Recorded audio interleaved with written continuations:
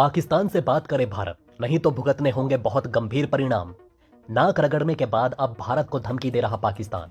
पाकिस्तान के कराची रेल हादसे में 40 से ज्यादा लोगों की मौत, 100 से ज्यादा घायल। भारत की तरफ मदद की निगाहें गड़ाए बैठा है पाकिस्तान। अचानक अमेरिकी राष्ट्रपति जो बाइडेन की भारत आने की खबर सुनकर चीन में हड़कंप।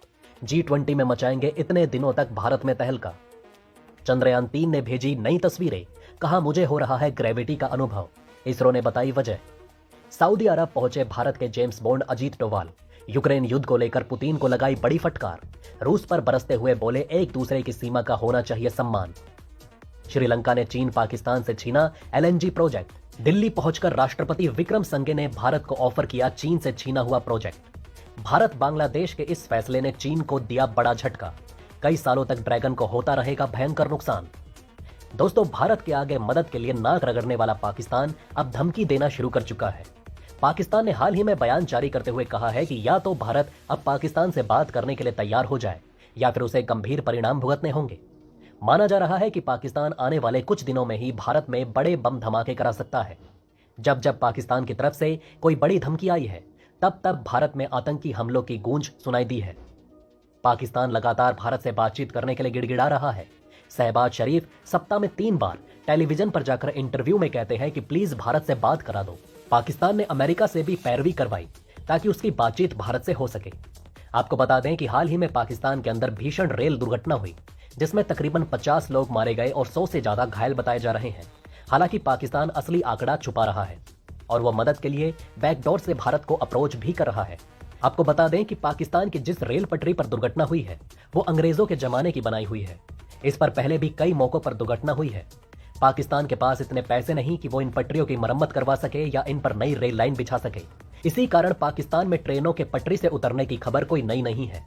खासकर बारिश के दिनों में ऐसी दुर्घटनाएं आम है। पिछले साल भी इसी सेक्शन में एक भीषण ट्रेन दुर्घटना हुई थी, जिसमें तकरीबन 21 लोग मारे गए। इन खबरों को पढ़कर ऐसा लगता है कि पाकिस्तान मौत का कबाड़ खाना बन चुका है, जहां आए दिन बम धमाकों और ट्रेन दुर्घटनाओं में लोग बेमौत मारे जाते हैं। सरकार सिर्फ अपने बारे में सोचती है, उसे आवाम की सुरक्षा को लेकर कोई गम नहीं। धारा 370 हटाने के बाद पाकिस्तान लगातार भारत को धमकियां दे रहा था, लेकिन वे सभी धमकियां फर्जी साबित हुई, क्योंकि इस वक्त भारत पाकिस्तान के लिए दोस्ती नहीं मजबूरी बन चुका है। लेकिन कई सालों तक नाक रगड़ने के बाद एक बार फिर से पाकिस्तान अपनी बेहूदगी पर उतर आया। पाकिस्तान ने कहा कि अगर बातचीत फिर नहीं शुरू हुई तो इसके गंभीर परिणाम होंगे। अमेरिका में पाकिस्तान के राजदूत मसूद खान ने कहा कि भारत की ओर से बातचीत का जिक्र होना चाहिए, नहीं तो हम परमाणु देश हैं और इसका परिणाम भारत को भुगतना पड़ेगा। आर्थिक संकट से जूझ रहे पाकिस्तान के सामने मुश्किलें हैं। ऐसे में पाकिस्तान को पता है कि भारत से व्यापार शुरू करके वो अपनी स्थिति को सुधार सकता है। यही कारण है कि पाकिस्तान के पीएम ने 6 महीने के भीतर दूसरी बार भारत से बातचीत का आग्रह किया है। हालांकि इस दौरान भी उन्होंने पाकिस्तान का परमाणु राग अलापा। उन्होंने कहा कि दोनों देश परमाणु ताकत है, अगर युद्ध होता है तो कुछ नहीं बचेगा। मतलब पाकिस्तान एक तरफ तो भारत से घुटने के सामने नाक रगड़ रहा है और वहीं दूसरी तरफ नजर उठाकर आंखें भी दिखा रहा है। वहीं दोस्तों, चांद के कक्षा में घुसते ही चंद्रयान 3 ने कुछ हैरान करने वाले कारनामे दिखाने शुरू कर दिए हैं। चांद के करीब पहुंचते ही भारतीय अंतरिक्ष यान का आर्टिफिशियल इंटेलिजेंस एक्टिवेट हो गया। अब ये बेंगलुरु में बैठे इसरो वैज्ञानिकों से तरह तरह की बातें कर रहा है। आपको बता दें कि इसरो की बेंगलुरु की स्पेस यूनिट को चंद्रयान 3 का मैसेज प्राप्त हुआ। इसरो ने बताया कि चंद्रयान ने अपने मैसेज में कहा कि मैं चंद्रमा का गुरुत्वाकर्षण महसूस कर रहा हूँ। इस मैसेज को सुनते ही इसरो वैज्ञानिक भावुक हो गए और उनकी आंखों से आंसू गिरने लगे। दोस्तों, चंद्रयान 3 के द्वारा बोला गया ये शब्द इसरो वैज्ञानिकों के लिए रामबाण साबित हो रहा है। अब उन्हें यकीन होना शुरू हो गया है कि यह मिशन फेल नहीं होगा। इस मैसेज के अलावा भी चंद्रयान 3 ने कई टेक्निकल सिग्नल देने शुरू कर दिए, जिससे यह साफ तौर पर पता चल रहा है कि 23 अगस्त को चांद पर भारतीय तिरंगा लहराया जाएगा। वहीं दोस्तों, सऊदी अरब की धरती से भारत के जेम्स बॉन्ड ने रूस को एक बड़ी नसीहत दे दी है, जो पश्चिमी मीडिया में तेजी से वायरल हो रहा है। सऊदी अरब में यूक्रेन संकट के हल के लिए शांति सम्मेलन हो रहा है। इन सम्मेलन में भारत भी हिस्सा ले रहा है। भारत के राष्ट्रीय सुरक्षा सलाहकार अजीत डोभाल भी इस सम्मेलन के लिए सऊदी अरब पहुंचे हैं। सम्मेलन में चीन और अमेरिका समेत लगभग 40 देशों के राष्ट्रीय सुरक्षा सलाहकार और बड़े अधिकारी हिस्सा ले रहे हैं। इस दौरान अजीत डोभाल ने रूस और यूक्रेन के बीच शांति की वकालत की और इस मुद्दे का बातचीत के जरिए हल निकालने को कहा। इसके अलावा उन्होंने कहा कि क्षेत्रीय अखंडता और संप्रभुता का बिना किसी अपवाद के सम्मान किया जाना चाहिए। अजीत डोभाल के इसी बात को पश्चिमी मीडिया ने उठाकर रूस पर ताना मारना शुरू कर दिया।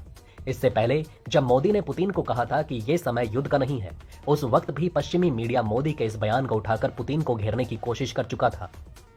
यूक्रेन युद्ध में मध्यस्थता करा के सऊदी अरब पूरी दुनिया में अपनी छवि और कद को बढ़ाना चाहता है।